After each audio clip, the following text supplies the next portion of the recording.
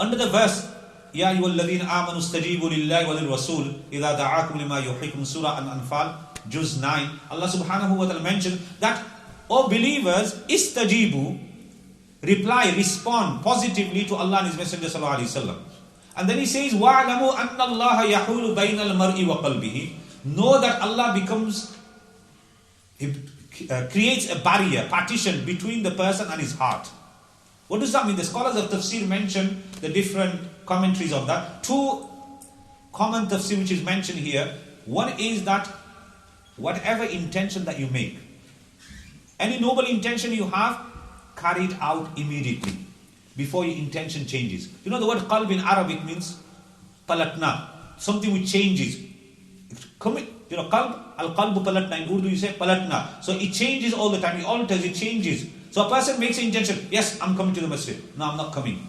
Yes, I will give charity. No. The qalb immediately changes. So he's saying here, when you have made a noble intention, immediately, instantly carry it out. Promptly carry it out. Number one, don't let the intention change. When you have made intention for good deed, carry it out immediately.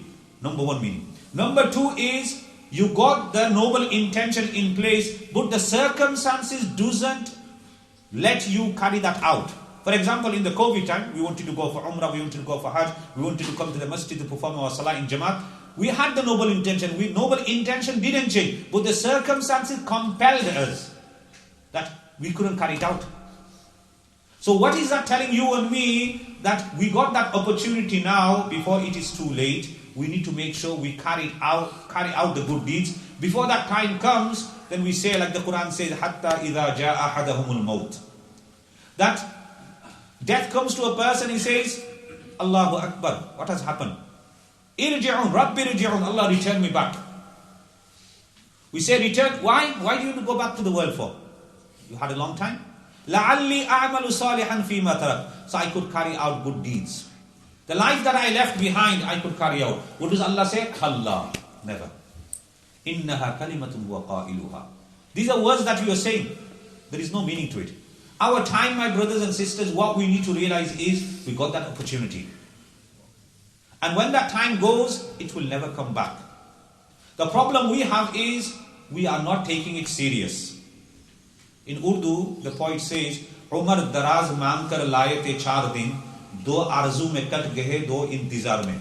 So beautiful, if you understand Urdu, it's so beautiful. He said, I asked for a very long life, I got only 4 days. 2 days was just wasting in hope. Anticipate, I'll do it. And 2 in waiting. Time's gone. This is what's happened. So each and every one of us, we need to keep that in mind. Hasan al-Basri rahimahullah, what did he say? That, Yabna Adam, innama anta ayyam. Oh son of Adam, you're just made of few days. فَإِذَا ذَهَبَ يَوْمٌ ذَهَبَ بَعْدُ. When one day passes by, a part of you pass by. So each day as it's passing by, like when we go into the grave, when we are lowering a person into the grave, what does the poet say? إِذَا وَضَعْتَ جَنَازَةً إِلَى الْقُبُورِ فَاعْلَمْ بِأَنَّهَا بَعْدَهَا مَحْمُولُ. When you are lowering a deceased, a corpse, a dead body into the grave, then remember you are the next one. The problem we have is, just this week, how many janazas we have to perform? How many people's death? Those who are very close to us. We don't open our eyes. That what is going to happen? Like in one of the graves in the Middle East, it was written so beautifully in Arabic. I wish you could comprehend that in Arabic. It said it on the slab, on the stone, that Ya waqifu inda qabri la tata'ajjam min amri. Or the one who's standing in front of my grave, don't be astonished at my condition. Bil amsi kuntu mithla wa ghadan takunu mithli. Yesterday I was like you, tomorrow you'll be like me. So my brothers and sisters, these are reminders for me and for you, every single one of us, that what are we doing? It's challenging time. It's not going to get better. يَأْتِي عَلَى النَّاسِ الزَّمَانِ الصَّابِرُ فِيهِمْ عَلَى دِينِهِ كَالْقَابِضِ عَلَى الْجَمَرِ. A time will come upon the people, a person who's trying to persevere, be steadfast on the deen, is like holding hot cinder, hot charcoal, embers in his hand. That's how hard it's going to be.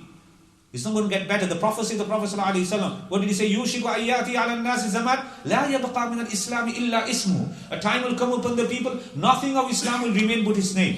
What's your name, brother? Abdullah. What's your name? Abdul Rahman. Sister, what's your name? Aisha. What's your name? Khadija. Do you practice deen? No. This is what's going to happen. This is the signs of Qiyamah. And we are the living statistic. We are literally the living statistics. We see within our own self. How many of us will be coming to Jummah, but how many of us will going to come for Asr Salah? We need to ask that question. What does the Prophet ﷺ say? Man fatatul asru faqad wutira ahluhu wa maluhu. The person who missed his Asr Salah should have this amount of grief and sorrow and sadness as though he's lost his entire assets, his entire family. That's the grief we should be having. But we're not bothered. Friday, restaurant, takeaway, workplace. We've got so many other busy things. How are we going to read namaz? So in my local town, Bradford, what happens is, at time of when it's about 3-4 o'clock, you see all our brothers and going to the restaurant and takeaways, and azan is taking place. We're coming to the masjid. These brothers come and perform. No, we have to open our restaurant, our takeaway. It's going to be late. Allahu Akbar. Even on the day Jum'ah, what is happening is there's a janazah there, and the brother is whispering into my ears, Sheikh, do the janazah quickly and the dua everything quickly because I need to go and open my restaurant. I said, brother, who's this person we're burying? Is your uncle, isn't it? Allahu Akbar. We can't even give time to our own relatives, our own father. We just had a janazah recently. The son was so busy, he phoned me, he goes, please perform my father's janazah. I said, where are you going to be? Because I'm going to be busy. I'm talking about a real incident which happened. He said, I'm going to be busy. And then I performed the janazah. When I went to the graveyard, he came there, but he wouldn't get out of his car. He said it was cold. He said, I'm going to stay in the car. I'm not going to come out. People were crying, literally crying. They were sobbing. Why? Not on the situation of the father, of the situation of the son, that how hard-hearted a person can be. We are getting news where, father, mother have passed away, only where they found out this person has passed away because the smell has come out, the neighbors have called the police. Sons and daughters left. And day in, day out, we're working day in, day out. What for? For our sons and daughters. And look what the situation is. I met a brother, I asked him, brother, come for Salah. He goes, no, Salah is not my time yet. I said, what do you mean, brother? Because I got an objective in life. I said, what's your objective, brother? I got 5 children. Until I don't get 5 freehold houses for them, I'm not going to stop. He works 7 days a week, 16 hours a day. He lives on 1 can of Coke and a sandwich. So what kind of life you have? What are we doing with our life? We got daytime job, nighttime job, weekend job, we work on cryptocurrency. Still debt. Father's working, mother's working, son's working, daughter's working, daughter-in-law, son-in-law, everybody. But I asked a youngster, I was having a dawah in his house, so he was telling about his debt. I said, why have you got so much debt for? You're just in your 20s, you got £10,000 debt. So this is the problem we have.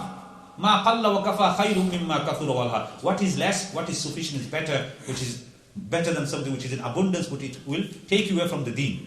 So what we need to do, my brothers, we've got very less time, so time has finished. So point here is, we need to wake up. It's a wake-up call for me and for you, that what are we doing? When we close our eyes, all this thing is gone. The biggest 2 masalas that I get now is inheritance. In the COVID time, many of the elders have passed away. The sons and daughters are fighting amongst themselves. Every day. So this full week, it was inheritance, Masai, they're all fighting. My father, before he died, he only spoke to me, didn't speak to the other brothers. He gave me the house. He gave me his bank account details. Allahu Akbar. And the second one is divorce. These are the 2. And this is, subhanAllah, is eating away our society. So we need to face the reality and we need to work for the akhirah. If we understand that this purpose of life, what did the Prophet ﷺ say? Mali walid dunya. What is my connection with dunya? Illa karakibin istadalla tahta shajaratin thumma raha wa taraka.